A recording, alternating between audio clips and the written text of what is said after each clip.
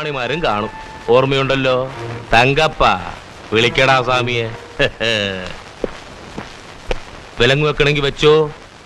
വേണ്ട, അതിന്റെ ആവശ്യമില്ല. ആ വെക്കുന്നേ, വെച്ചോളൂ, ഒരു ഭംഗിയല്ലേ. തങ്കപ്പോ നമ്മുടെ വിലങ്ങുലിരിപ്പുണ്ടോ? ഉണ്ട്. ഒരെണ്ണം ഇങ്ങെടുത്തേ. ആ പിന്നെ എന്റെ പേരുള്ള ചാർജ് ഷീറ്റൊക്കെ എഴുതി വെച്ചിട്ടുണ്ടോ? ഉണ്ടല്ലോ. ഒന്ന് തന്നേ. ഇതേ അവിടെ വെച്ചാ മതി. സ്വാമി എഴുതി തരും. സ്വാമിയെ ഏത് പൊന്നുമോനും പുല്ലുപോലെ ജാമ്യം തരുന്ന പോയിന്റ്സ് ഒക്കെ വെച്ച് ഒന്ന് എഴുതി ഈ സാധനയിലോട്ടൊന്ന് കൊടുത്തേ.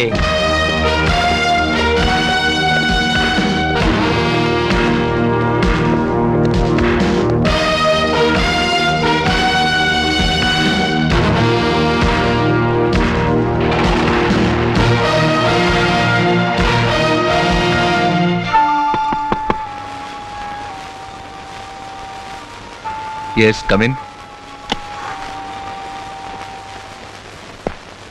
കാർലോസിന് ജാമ്യം കൊടുത്തു.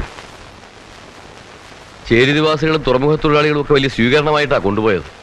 വൈകിട്ട് ഏതോ മീറ്റിങ്ങിന് പ്രസംഗം കൊണ്ടുപോയി. എന്താ എന്നോട് വരാൻ പറഞ്ഞത്? എന്റെ മനസ്സിൽ എന്താണെന്ന് എനിക്ക് ചില ഊഹമൊക്കെ ഉണ്ട്. കാർലോസ്? അതെ, അയാൾ പഴയ പോലെ അല്ല ഡേവിഡ്. അയാൾ മേലാളിനും നമ്മളൊക്കെ കുടിയാന്മാരുമാണെന്നുള്ള മട്ടിലാണ് പെരുമാറ്റം. അങ്ങനെ ധരിക്കുന്നതിലും തെറ്റില്ലല്ലോ. ഇവിടുത്തെ രാഷ്ട്രീയവും ഈ കുപ്പായൊക്കെ ഒരു ദിവസം താങ്ങി നിർത്തുന്നത് അവന്റെ പണമല്ലേ? 15 വയസ്സുള്ള എന്റെ മൂത്തവൻ കഴിക്കുന്നത് സ്കോച്ചാണ്. ചിലപ്പം ഇതൊക്കെ ഇട്ടെറിഞ്ഞ് പോകാൻ തോന്നും. ദുസ്വപ്നങ്ങൾ കണ്ടിട്ട് ഉറങ്ങാൻ കഴിയുന്നില്ല. ഇപ്പോ ഒരു മിത്രമാ പിശാചിന്റെ രൂപത്തിൽ സ്വപ്നത്തിൽ വരുന്നത്. കാരണം ഈ സുഖങ്ങളൊന്നും വിടാൻ എനിക്ക് നിങ്ങൾക്ക് താല്പര്യമില്ല. ഇല്ല. ഇത് തുടർന്നും അനുഭവിക്കണമെങ്കിൽ മാർഗം ഒന്നേ ഉള്ളൂ. കാർലോസിനെ ഒതുക്കണം. നിയമത്തിന്റെ മുന്നിലേക്ക് കാർലോസിനെ കൊണ്ടുവന്നാൽ അതിന്റെ റിയാക്ഷൻ ആദ്യം അനുഭവിക്കേണ്ടി വരുന്നത് നമ്മളായിരിക്കും. ഒന്നുകിൽ അവന്റെ ആൾക്കാരുടെ പിച്ചാത്തിപ്പിടി, അല്ലെങ്കിൽ അവൻ തൂങ്ങുന്നതിന് മുമ്പ് സർക്കാരിന്റെ കാര്യത്തിൽ നമ്മൾ തൂങ്ങും. നിത്യവും വൈകിട്ട് ഞാൻ വായിച്ചില്ലെങ്കിലും വീട്ടിൽ അവൾ വായിക്കുന്നത് കേൾക്കാറുണ്ട്. ബൈബിൾ. ഗോലിയാത്തിനെ വീഴ്ത്തിയത് ഒരു ദാവീദാണ്. അതെ. കാർലോസിന് തുല്യനായ ഒരു അണ്ടർവേൾഡ് കിങ് ഇന്നിവിടില്ല. ഉണ്ടായിരുന്നു ജബാർ പട്ടേലും യൂസഫ് ഖാൻ. നമ്മുടെ സഹായത്തോടെ കാർലോസ് തന്നെ അവരെ ഒതുക്കി വെച്ചിരിക്കുകയാണല്ലോ. ഇന്ന് അവർ നടത്തുന്ന ചെറിയ ചെറിയ ആക്ഷൻസ് പോലും കാർലോസിന്റെ ഭിക്ഷയാണ്.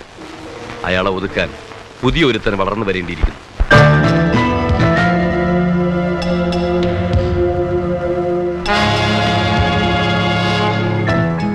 പറയൂ, ആരാ ഇവൻ?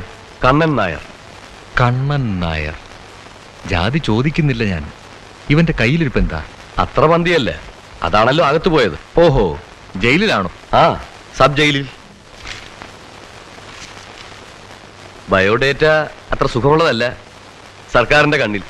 വയസ്സ് 27. Born and brought up in Bombay. Malayali. വിദ്യാഭ്യാസം 5ാം ക്ലാസ്സും ഗുസ്തിയും. ഓ, അതിൽ ഈ ഗുസ്തിയാണ് നമുക്ക് ആവശ്യം. അതിന് കുറെ സബ് ഡിവിഷൻസ് ഉണ്ട്. നല്ലൊരു ഡീസൽ എഞ്ചിൻ മെക്കാനിക് കൂടിയാ കക്ഷി.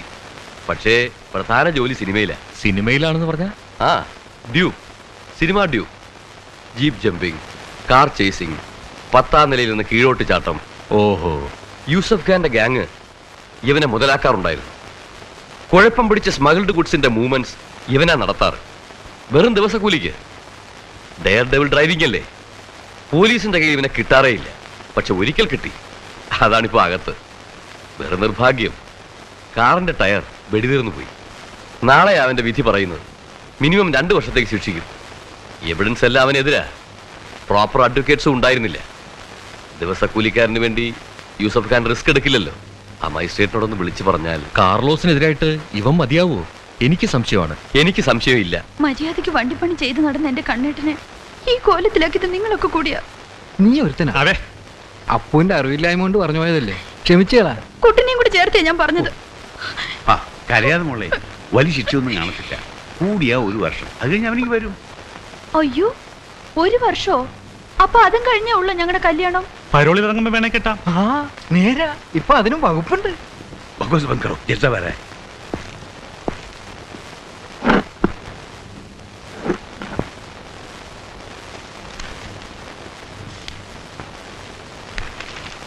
कन्नन नायर हाजिर हो.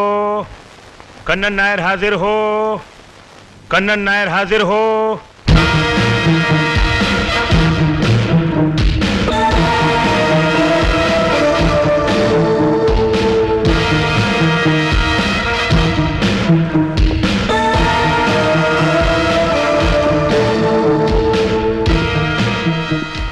കണ്ണേട്ടാ ഇരിക്കുമോ? Order order. कन्नन नायर, फैसला सुनाने से पहले तुम्हें कुछ कहना है? जज साहब, मुझ पर दया कीजिए। मैं एक सीधा साधा आदमी हूँ, अच्छा आदमी हूँ, डीजल इंजन का मैकेनिक हूँ। कभी कभी हिंदी फिल्म का स्टंट डायरेक्टर मेरा पास आता है और मुझे हीरो का ड्यूब बनने को कहता है।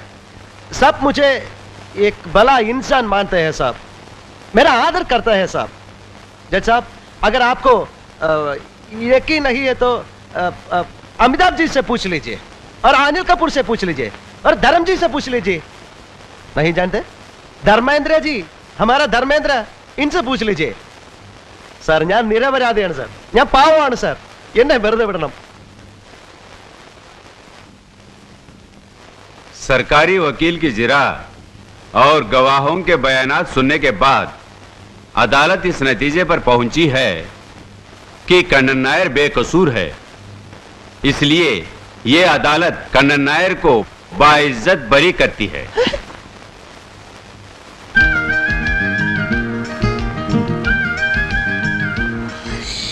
क्या हुआ?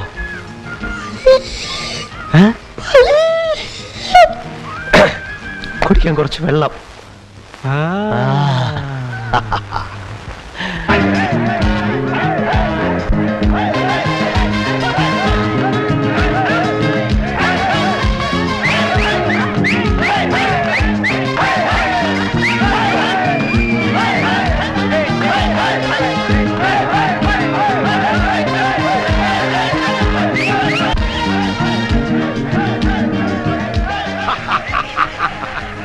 മോളെ, വിനു മോളെ, നീ ഇറങ്ങി വന്നേ, ദേ അവൻ എത്തി. ഓ എന്ന് പറഞ്ഞ പിന്നെ പ്രധാനമന്ത്രി അല്ലേ വരുന്നത് ഇറങ്ങി വന്ന് സ്വീകരിക്കാൻ? 10 കാശുണ്ടാക്കാൻ വേണ്ടി പകലന്തിയോളം റോഡിലും ബീച്ചിലും ഡാൻസ് കളിച്ച് മനുഷ്യൻ വയറ് കരിഞ്ഞ് വന്നിരിക്കുമ്പോഴാണ് ഓരോ പുതിയ കൂത്ത്.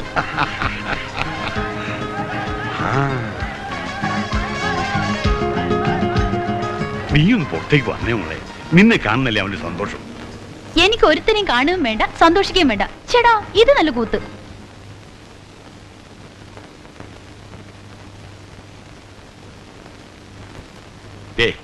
ഇതങ്ങോട്ട് കുടിച്ചേ, സിമന്റ് തറ കിടന്നതിന്റെ ക്ഷീണമൊക്കെ ഒന്ന് മാറട്ടെ. क्या मैं पी सकता हूँ?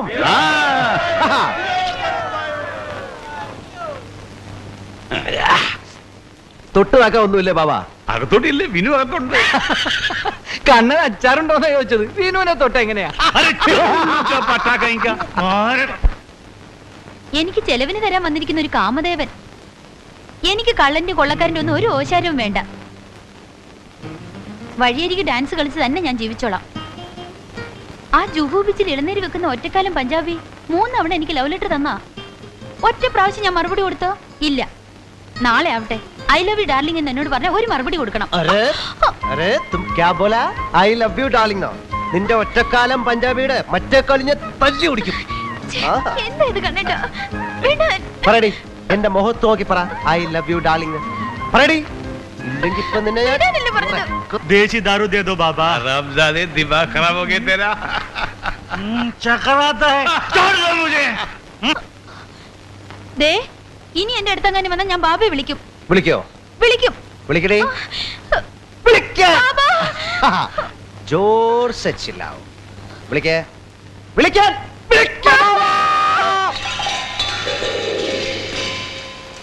क्या होगा? യോ യോ. എന്തു പറ്റി മോളെ? എന്തു പറ്റി മോനെ? ഞാനേ അച്ചാറിന്റെ കുപ്പി എടുക്കാൻ കൈ നീട്ടിയപ്പോ നടുവിനൊരു വിളക്കം ബസ്സിൽ കയറി. യോ മോളെ അമൃതനെ എടുത്തേ. നീറും. മാറി, ശരിയായി. ഞാൻ പറഞ്ഞില്ലേ, നീ ആ സിമന്റ് തറ കിടന്ന് ഉറങ്ങിട്ടാ. മോനൊരു കാര്യം ചെയ്യും, പോയി കുളിച്ചേച്ചു വാ, നമുക്ക് ഓരോന്ന് അടിച്ചിട്ട് വല്ലതും കഴിക്കാം. വേണ്ട ബാബാ, എനിക്കിനി ഒന്നും വേണ്ട, കുളിച്ചിട്ട് ഉറങ്ങിയാ മതി, നല്ല ക്ഷീണം. വേണ്ടേ? എനിക്ക് വേണ്ട. കണ്ണേട്ടാ, ഞാൻ ഈ പാടുപെട്ട് ഉണ്ടാക്കിയതൊക്കെ ആർക്ക് കഴിക്കാനാ? നിന്റെ ഒറ്റക്കാലം പഞ്ചാബിക്ക് കൊണ്ട്.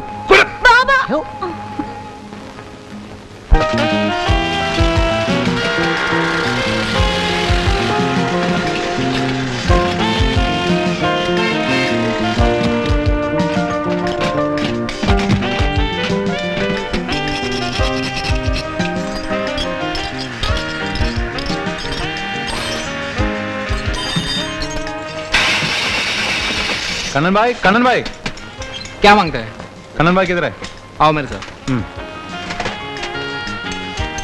കണ്ണ ആ ഒരാളെ അന്വേഷിക്കുന്നു. ആ ഇവനായിരുന്നോ? നീ എന്തെങ്കിലും എന്നെ തേടി വരുമെന്നറിയായിരുന്നു. सुनो कन्नन, बहुत अर्जेंट काम है. चेकनाके पे नए लोग ड्यूटी पर आए हैं और गाड़ी में पिकअप बहुत कम है, इसलिए तुम्हें कुछ करना होगा प्लीज. करेगा करेगा. 10,000 रुपया चाहिए. 10,000? हाँ, ये तो बहुत ज्यादा है. ऐसा काम के लिए ये बहुत कम है. വെറുതെ എന്തിനാ നല്ലൊരു പാർട്ടി കളയുന്നത്? എടാ, എനിക്ക് നിന്നെ പോലെ അരണയുടെ ബുദ്ധിയല്ല. കഴിഞ്ഞ പ്രാവശ്യം ലോകത്തെങ്ങും കിട്ടാത്ത സ്പെയർ പാർട്സും വാങ്ങിച്ച് ലോകത്തൊരു പോലീസുകാരനും പിടിക്കാത്ത കണ്ടീഷനിലാക്കി ജീവൻ പണയം വെച്ച് ചരക്കിവന്റെ ഗോഡൌണിൽ കൊണ്ടു കൊടുത്തപ്പോ ഇവനെന്താ പറഞ്ഞ്? കച്ചവടം നഷ്ടം, അടുത്ത പ്രാവശ്യം ആകട്ടെ എന്ന്. ചോദിച്ച കാശായിരുന്നെങ്കിൽ എല്ലാം അവനോട് പോകാൻ പറ. ओ ठीक है नो बार्गेन. 10,000 में कुछ कम नहीं. संजय गाड़ी शाम को चाहिए. തരാം തരാം. ജാ ജാ. ला ला ला ला ला. अरे दीवानो मुझे पहचानो, लाए दिल वाला मैं हूँ कौन, मैं हूँ कौन, मैं हूँ कौन. Don Don Don. അറിയാ ഈ കണ്ണാടി വെച്ച നല്ല സ്റ്റൈലായിരിക്കും. പാതിരാത്രി കാണാം കണ്ണാടി വെക്കുന്നത്. സ്റ്റൈൽ के लिए हम जान देओ बाबा. ബാബാ ला ജാ, ला ജാ. ला ला ला ला. അപ്പോ എനിക്കൊരു സംശയം. ആ ജഡ്ജി എന്തിനാ എന്നെ വെറുതെ വിട്ടത്? എല്ലാ തെളിവും എനിക്കെതിരല്ലേ? സത്യം നീതുന്ന ഈ രാജ്യത്തിൽ അളിയ കബ് ഊപ്പർ ഗയാ. ഇനി ആ വിധിന്യായത്തിൽ വല്ല അച്ചടി പശു ഉണ്ടോ? ആ എന്തെങ്കിലും ആവട്ടെ. വാ. ഉറങ്ങാൻ പോണെന്ന് പറഞ്ഞിട്ട് ഞങ്ങള് ഒന്ന് പുറത്തു പോവാ. എങ്ങോട്ട്? ഈ സ്പോക്കൺ ഇംഗ്ലീഷ് പഠിക്കാം. ആ എന്നാ ഞാനും ഉണ്ട്. എനിക്കാണെങ്കിൽ ഹിന്ദി പറയാൻ പോലും ശരിക്കറിയാൻ പാടില്ല. വേണ്ട എന്റെ പൊന്നു, മലയാളം പറഞ്ഞാൽ മതി. ഇംഗ്ലീഷ് പഠിക്കാൻ പ്രായമാകുമ്പോ ഞങ്ങൾ പറയാം. ഞാൻ അരെ ചുപ്. അത് പ്രായപൂർത്തിയവർക്ക് മാത്രം. എടാ അപ്പേ, ആ പോലും നമ്മൾ ഈ പകല് മുഴുവൻ കഷ്ടപ്പെട്ട് ജോലി ചെയ്തിട്ട് രാത്രി ഈ ഡാൻസ് പഠിക്കാൻ പോകുന്നത് എന്തിനാ? ആ ചിലരുടെയൊക്കെ വിചാരം നമ്മൾ കൂത്താടാൻ പോവാന്ന്. ഒരു കുടുംബവും കുഞ്ഞുകുട്ടി പരാധീനമൊക്കെ ആവാൻ പോവല്ലേ. നമ്മൾ ഇപ്പൊ ചെയ്യുന്ന തൊഴിൽ കണ്ടില്ലേ, ജീവൻ പണയം വെച്ചിട്ടുള്ളതാ. എന്നാ വല്ല ഡാൻസോ പാട്ടോ ഒക്കെ പഠിച്ച് ജീവിതത്തിന്റെ സ്റ്റാൻഡേർഡ് ഒന്ന് ഉയർത്താമെന്ന് വിചാരിച്ച ആരും സമ്മതിക്കില്ല. കൂലിക്ക് ആളെ വെച്ച് ഇതങ്ങ് ചെയ്യിക്കാൻ മേലെ എന്ന് ചോദിക്കും. അങ്ങനെ ചെയ്താ അവൻ പിണങ്ങിപ്പോയാൽ നമ്മൾ എന്ത് ചെയ്യും? അപ്പൊ നമ്മുടെ കയ്യിലും ഒരു വെടിക്കുള്ള മരുന്ന് വേണമല്ലോ എന്ന് ഓർത്താ ഞാൻ ഈ ഡാൻസ് പഠിക്കാൻ പോകുന്നത്. ഞാൻ ഈ കഷ്ടപ്പെടുന്നത് ആർക്ക് വേണ്ടിയാ? എനിക്ക് വേണ്ടത് ഞാൻ വേല ചെയ്തുണ്ടാക്കും. ആർക്കാടാ? എന്താ ഈ കാണിക്കുന്ന പേരില്ലേ? വിനു വിനു. എനിക്ക് വേണ്ടി ആരും കഷ്ടപ്പെടണ്ട. അങ്ങനെ ഒരു കുടുംബവും എനിക്ക് വേണ്ട. നീ എന്താ പറഞ്ഞേ? ഇങ്ങനത്തെ കൂത്താടികളുമായിട്ടുള്ള ഏർപ്പാട് എനിക്ക് വേണ്ടെന്ന്. അയ്യോ, അങ്ങനെ പറയല്ലേ. നമ്മൾ ഒരു കലയെ നിന്ദിക്കാൻ പാടില്ല. ഞാനൊരു ചെറുപ്പക്കാരനല്ലേടി, ചോര നീരമുള്ള ഒരുത്തൻ. നീ അത് തൊടാൻ സമ്മതിക്കല. അതാ ഞാൻ കണ്ടവളുമാരുടെ അടുത്ത് പോകുന്നത്. ഇനിയും പോവും. നീ നാളെ തല്ലാൻ ഞാൻ ഇനിയും പോവും.